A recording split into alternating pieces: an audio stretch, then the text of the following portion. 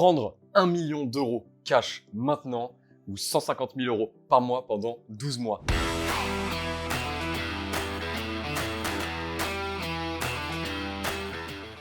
Salut à toi et bienvenue sur cette nouvelle vidéo. Donc, si ce genre de contenu te plaît, pense à t'abonner et à suivre la chaîne de Phoenix Institute pour plus de contenu en ce genre. Et si jamais tu as l'envie de voir une vidéo sortir sur le sujet de l'entrepreneuriat, l'investissement, l'immobilier, n'hésite pas à nous en faire part dans les commentaires et comme ça, on te créera une vidéo sur mesure.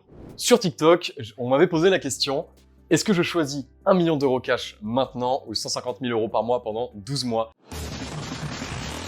J'avais répondu que je choisirais 1 million d'euros parce que je savais les gérer et que je pourrais aller très loin avec.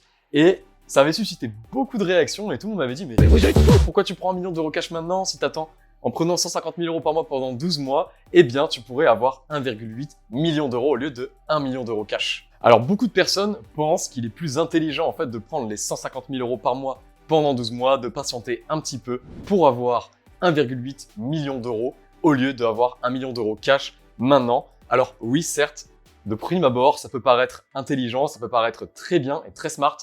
Par contre, il y a quelque chose que, en fait, la plupart des personnes oublient et peut-être que toi aussi, quand on te pose la question, tu aurais choisi les 150 000 euros par mois pendant 12 mois, tu as calculé combien ça faisait, tu as vu que ça faisait 1,8 au lieu de 1, du coup ça te fait quand même 800 000 euros de plus, donc tu te dis, bah ouais, c'est quand même plus intelligent d'attendre un petit peu et d'avoir des 1,8 million plutôt que d'avoir 1 million tout de suite. Alors moi, je vais maintenant t'expliquer pourquoi il est plus intéressant de prendre 1 million d'euros aujourd'hui et pas d'attendre 12 mois pour avoir 1,8 million d'euros. Alors, il y a quelque chose de très important que tu as oublié de prendre en compte, c'est ce qu'on appelle l'effet de levier. Alors, l'effet de levier, je ne parle pas des effets de levier que tu peux faire sur les comptes d'exchange de crypto-monnaies pour venir tirer tes plus-values, on va dire, au maximum.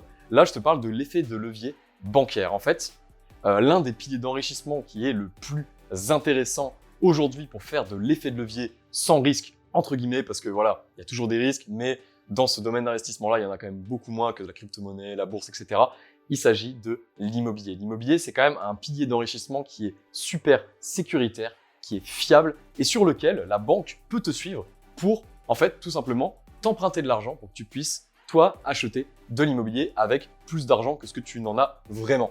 Donc, en gros, aujourd'hui, pourquoi moi je choisirais 1 million d'euros maintenant? Parce qu'avec les connaissances que j'ai aujourd'hui et l'expérience que j'ai en immobilier, ces 1 million d'euros, en fait, je peux les placer tout simplement en immobilier en empruntant de l'argent à la banque. Donc, petit exemple chiffré pour que tu comprennes bien ce que tu peux faire avec 1 million d'euros cash maintenant, c'est qu'en fait, tout simplement, tu peux faire un apport pour un crédit immobilier. Donc, on va prendre un petit exemple. Imaginons que sur 1 million d'euros, je vais me faire une petite allocation. D'abord, je vais me lancer uniquement dans l'immobilier parce que voilà, ça me permet d'avoir un revenu passif qui est quand même important grâce à mon effet de levier. Donc aujourd'hui, j'ai 1 million d'euros cash, je mets 100 000 euros de côté, un petit peu le fonds de sécurité, voilà, le fonds, on va dire, si jamais j'ai un pépin sur un bien, ça me permet de financer des travaux, on ne sait pas, des impayés, etc. Et je garde 900 000 euros que je vais investir uniquement en immobilier.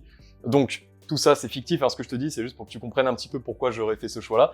Mais en gros, avec ces 900 000 euros, imaginons que je vais voir la banque pour avoir un emprunt bancaire pour pouvoir créer un effet de levier. En général, la banque, tu as besoin d'apporter, on va dire, dans la plupart des dossiers, environ 10% du prêt, du bien. Donc par exemple, tu achètes un bien à 100 000 euros, on va te demander généralement d'apporter 10% qui équivaut aux frais de notaire et aux frais bancaires.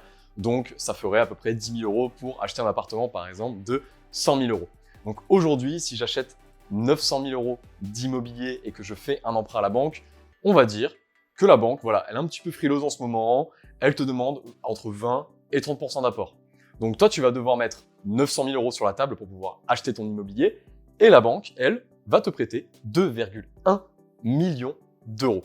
Donc tu fais les calculs, c'est très simple. En gros, elle va te prêter tout simplement 70% de la somme que tu vas mettre en apport en plus. Donc si tu mets 900 000 euros sur la table, tu dois faire entre 20 et 30% d'apport, eh ben, la banque peut te prêter 2,1 millions d'euros cash pour du patrimoine immobilier.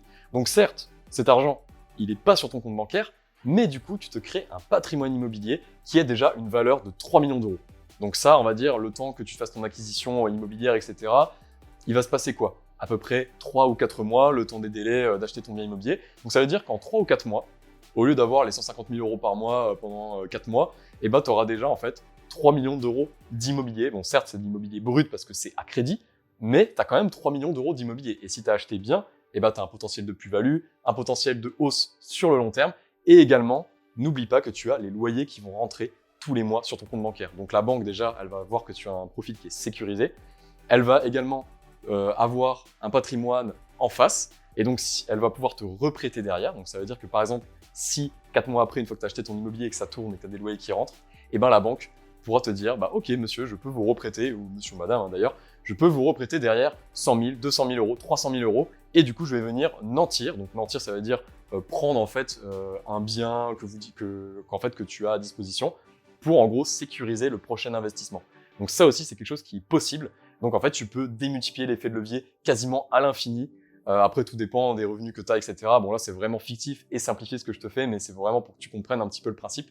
Donc en gros, 3-4 mois après avoir pris mes 1 million d'euros cash, j'ai mes 3 millions d'euros d'immobilier. Si j'ai acheté correctement parce que j'ai les connaissances, l'expérience, et ben en fait je vais avoir tout simplement un rendement à 10%. Donc un rendement à 10%, ça fait 300 000 euros du coup par an, et ça me fait du coup quasiment 30 000 euros par mois qui tombent sur mon compte en banque tous les mois. Donc tu vois, j'ai sécurisé sur le long terme mes 30 000 euros par mois au lieu d'avoir mes 150 000 euros qui s'arrêtent au bout de 12 mois. Et en plus, je peux accumuler énormément de patrimoine immobilier. Alors que si j'avais dû attendre les 150 000 euros par mois pendant 12 mois, bah, j'aurais mis du temps avant d'acquérir cette somme.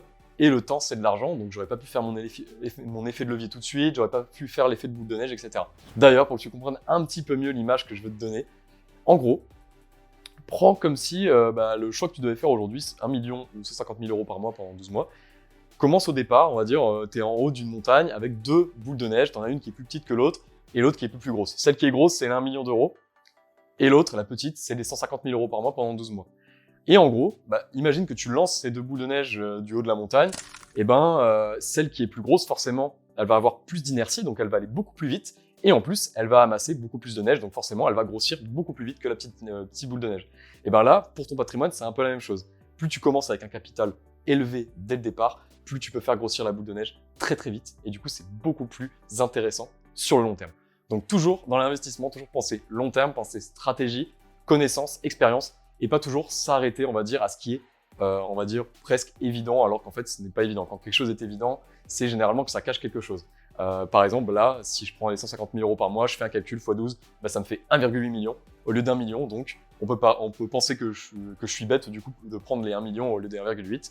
Mais du coup, il faut aller un petit peu plus creuser pour voir que le plus intéressant, c'est 1 million d'euros quand on l'utilise correctement. Donc voilà, j'espère que cette vidéo t'a plu. N'hésite pas à me dire en commentaire, toi, si tu choisis les 1 million d'euros ou les 150 000 euros par mois pendant 12 mois. Si tu n'es pas d'accord avec moi, dis-le moi dans les commentaires et explique-moi pourquoi toi tu choisirais les 150 000 euros par mois et explique-moi bien sûr ta stratégie parce que ça m'intéresse de savoir un petit peu ce que t'en penses.